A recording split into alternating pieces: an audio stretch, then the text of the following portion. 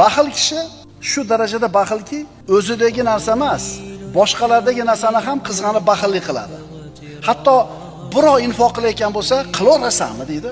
Qo'y o'zingda ham tursin, o'zingga kerak bo'lib qoladi. Jinnimisan deydi. O'zidagi emas, birovdagi narsaga ham baxillik qiladi. Endi o'zida bo'lib qolsa-mi, yana ham baxilligi kuchayadi. Baxillik moddaparast insonning belgisi. Ichida ziqnalik, tashqarisida esa baxillik. Kim mana shu baxillikdan, ziqnalikdan qutulsa, najotga erishadi. Chunki Alloh aytdi: "Va man yuqa shuhha nafsihi fa ulayka humul muflihun."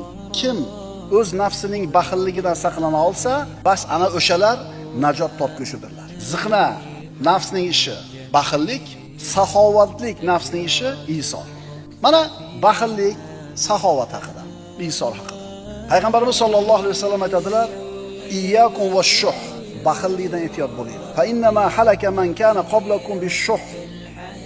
Sizlardan avvalgi ummatlar baxillik sababli halokatga uchradilar.